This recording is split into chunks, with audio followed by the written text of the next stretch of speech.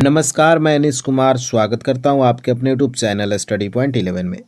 हम लोग देख रहे हैं एसएससी जीडी 2024 की नई भर्ती को लेकर 2023 में आयोजित एसएससी जीडी परीक्षा के कुल 76 शिफ्ट का प्रश्न पत्र का हल। आज है वीडियो नंबर 22, यानी हम लोग 22वां सेट आज देखने वाले हैं।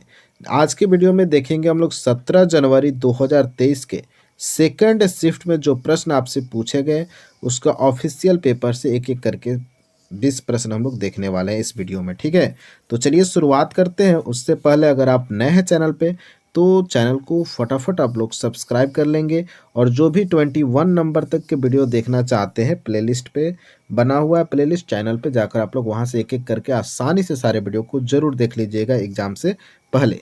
चलिए देखा जाए पहला प्रश्न क्या पूछा गया है। पहला प्रश्न पूछा गया था कि डेकाथलॉन में कितनी स्पर्धाएं होती हैं। देखिए, स्पोर्ट्स से आपसे सवाल पूछे ही जाएंगे, ध्यान रखिएगा। ठीक है, तो इस प्रश्न का सही उत्तर होगा 10 स्पर्धाएं होती हैं डेकाथलॉन में। अगला प्रश्न आपसे पूछा गया कि भारतीय संविधान के अनुच्छेद 25 से 28 किससे संबंधित है। देखो, 25 से 28 जो अनुच्छेद है आपके भारतीय संविधान का, वह धर्म की स्वतंत्रता के अधिकार से संबंधित है, यानी हमारे मौलिक अधिकार के अंतर्गत ये सारे अनुच्छेद आपके मिल जाएंगे 25 से 28, जिसमें बताया गया धर्म की स्वतंत्रता के अधिकार के बारे में। अगला प्रश्न आपसे पूछा गया कि नवंबर 2022 तक की स्थिति के अनुसार बसवराज बोम्मई भारत के किस राज्य के मुख्यमंत्री हैं। तो इसका सही उत्तर हो जाएगा कर्नाटक राज्य के मुख्यमंत्री हैं बसवराज बोम्मई। तो सीएम और गवर्नर से नोट कर लीजिएगा, आपके प्रश्न आपसे पूछे जाएंगे एग्जाम में। अगला प्रश्न देखा गया था कि प्रति व्यक्ति आय उस देश के एक व्यक्ति द्वारा अर्जित औसत को निरूपित करता है। देखिए, प्रति व्यक्ति आय जो होता है उस देश के प्रत्येक व्यक्ति द्वारा अर्जित औसत के आय को निरूपित करता है, तो हमारा राइट आंसर होगा आय। अगला प्रश्न देखते हैं, निम्नलिखित में से कौन सी भारतीय रेलवे ट्रैक की एक श्रेणी के अंतर्गत नहीं आती है।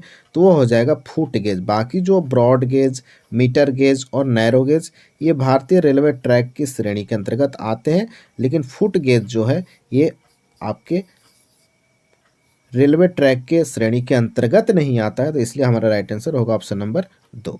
नेक्स्ट प्रश्न आपसे पूछा गया था कि निम्नलिखित में से कौन सा त्यौहार जो है उत्तर प्रदेश में नहीं मनाया जाता है। तो उत्तर प्रदेश में नहीं मनाया जाता है नुआखाई त्यौहार।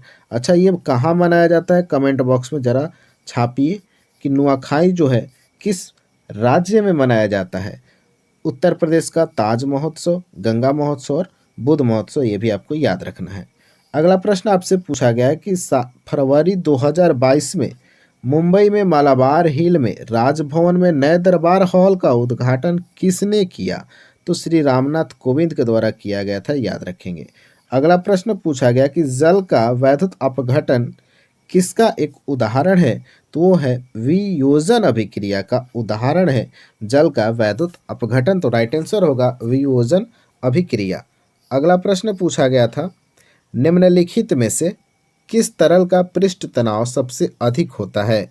देखिए, जो जल होता है इन चार ऑप्शन में, तो जल का पृष्ठीय तनाव सबसे अधिक होता है, तो हमारा राइट आंसर होगा ऑप्शन नंबर 4 जल हो जाएगा।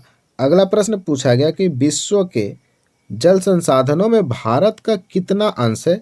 तो वह है 4%। कुल विश्व का जल संसाधन में भारत का अंश माना जाता है, याद रखिएगा 4%। अगला प्रश्न पूछा गया सवाल नंबर 11 कि क्रिकेट में जब नियम के अनुसार फेंकी गई गेंद बल्ले या बल्लेबाज को छुए बिना बल्लेबाज के पास से गुजर जाती है और उस गेंद पर रन बन जाते हैं, तो वे रन के रूप में माने जाते हैं।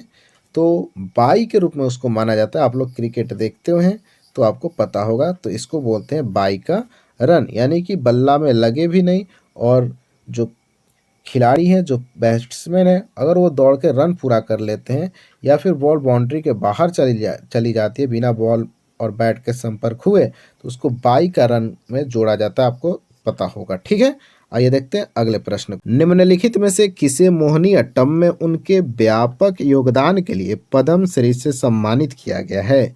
देखो, पद्मश्री से सम्मानित किया गया है कनक रेले को, जो कि मोहिनी अट्टम नृत्य से संबंधित है। ये भी फैक्ट आपको ध्यान में रखना है, ठीक है। अगला प्रश्न देखते हैं, सितारा देवी निम्नलिखित में से किस शास्त्रीय नृत्य के लिए प्रसिद्ध थी? तो कथक नृत्य से प्रसिद्ध थी सितारा देवी। और कथक कहाँ का नृत्य है? तो उत्तर प्रदेश का है। मणिपुरी कहाँ का है? तो मणिपुर का है। कथकली कहाँ का है? तो केरल का है। और भरतनाट्यम कहाँ का है? तो कमेंट बॉक्स में आप लोग बता दीजिए, ठीक है, कि भरतनाट्यम जो नृत्य है वह किस राज्य में किया जाता है। अगला प्रश्न पूछा गया, निम्नलिखित में से कौन जून 2022 में आजमगढ़ निर्वाचन क्षेत्र उत्तर प्रदेश से धर्मेंद्र यादव को पराजित करके सांसद बना? तो दिनेश लाल यादव, जिनको निरहुआ के नाम से आप लोग भी जानते हैं, ठीक है। तो आजमगढ़ निर्वाचन क्षेत्र से उत्तर प्रदेश के जो धर्मेंद्र यादव हैं उनको पराजित करके ये सांसद बने हैं दिनेश लाल यादव यानी निरहुआ। अगला प्रश्न पूछा गया है, आंध्र प्रदेश में राज्य व्यापार सलाहकार समिति के अध्यक्ष कौन होते हैं? तो राज्य विधानमंडल के अध्यक्ष होते हैं आंध्र प्रदेश में। राज्य व्यापार सलाहकार समिति के अध्यक्ष राज्य विधानमंडल के अध्यक्ष होते हैं। अगला प्रश्न पूछा गया है, भारत में औपनिवेशिक शासन के दौरान कृषि में ठहराव को किसके द्वारा अस्थायी रूप से समाप्त कर दिया गया था? तो ये है हरित क्रांति, इसका सही उत्तर। तो भारत में औपनिवेशिक शासन के दौरान कृषि में ठहराव को हरित क्रांति के द्वारा अस्थायी रूप से समाप्त कर दिया गया था। अगला प्रश्न आपसे पूछा गया 18 नंबर, निम्नलिखित में से किस शासक ने शुंग वंश की स्थापना किया था? देखो, शुंग वंश की स्थापना किया था पुष्यमित्र शुंग, याद रखना, ठीक है। तो पुष्यमित्र शुंग के द्वारा शुंग वंश की स्थापना की गई थी। अगला सवाल पूछा गया है, कृषि उपज का वह हिस्सा जो किसानों द्वारा बाजार में बेचा जाता है अधिशेष कहलाता है, उसको बोलते हैं बाजार बोलते हैं, ठीक है। तो कृषि उपज का वह हिस्सा जो किसानों के द्वारा बेचा जाता है उसे बाजार कहते हैं, याद रखना है, ठीक है। अगला प्रश्न देखते हैं, और ये रहा आज का हमारा अंतिम प्रश्न।